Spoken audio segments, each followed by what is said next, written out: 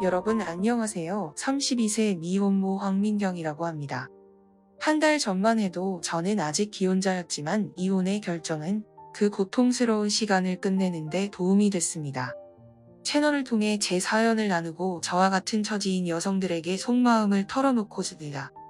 모두가 제 이야기를 들어주기를 바랍니다. 2년 전 저는 고향 속초에서 남편과 함께 살고 있었습니다.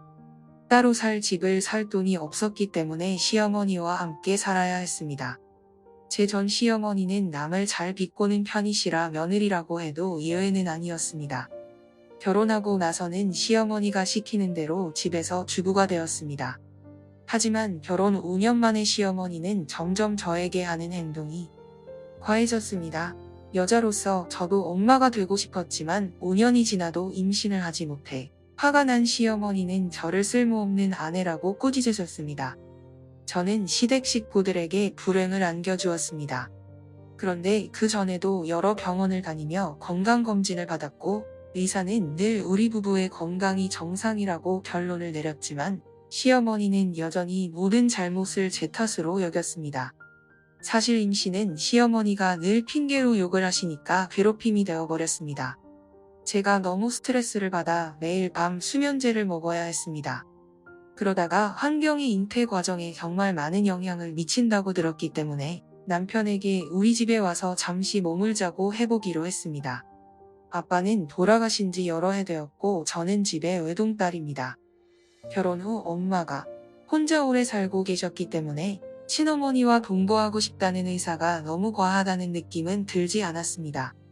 그런데 시어머니가 저를 꾸짖고 집에서 쫓아내려고 하셨습니다.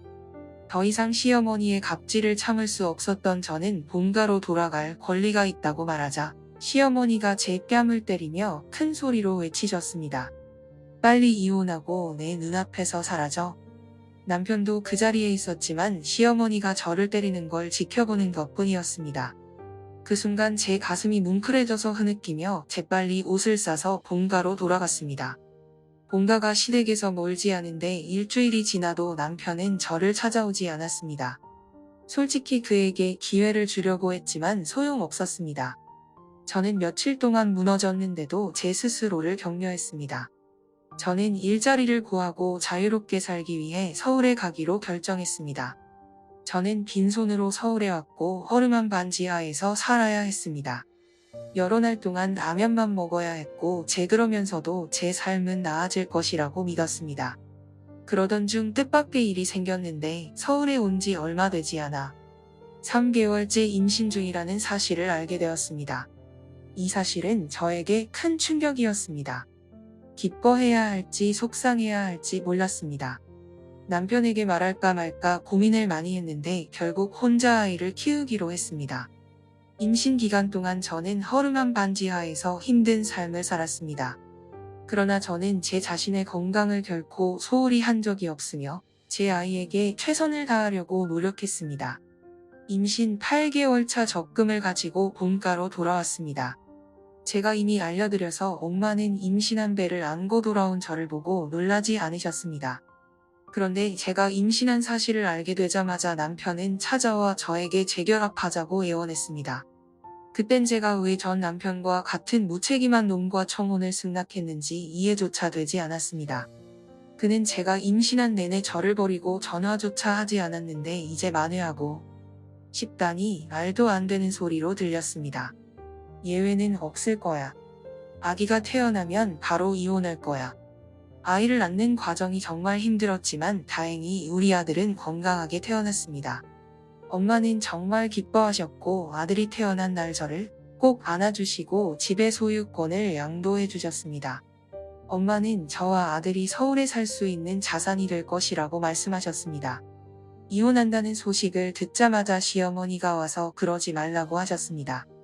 하지만 저는 이혼하고 아들이 아빠의 성을 따르도록 하지 않겠다고 끈질기게 말했습니다. 시어머니가 화를 내며 때리려고 했으나 엄마가 맞고 쫓아내셨습니다. 다 괜찮다고 생각했는데 며칠 뒤 시어머니가 다시 찾아오셨고 이번에는 엄마의 집을 반으로 나누라고 요하셨습니다. 시어머니가 부부의 재산이라 의무에 따라 남편과 나누어야 한다고 하셨습니다. 어떻게 그런 시어머니를 견딜 수 있는지 자문했습니다. 시어머니는 늘 저를 쓸모없는 며느리로 여기시지만 사실 마음은 어두운 것들로 가득 차 있습니다.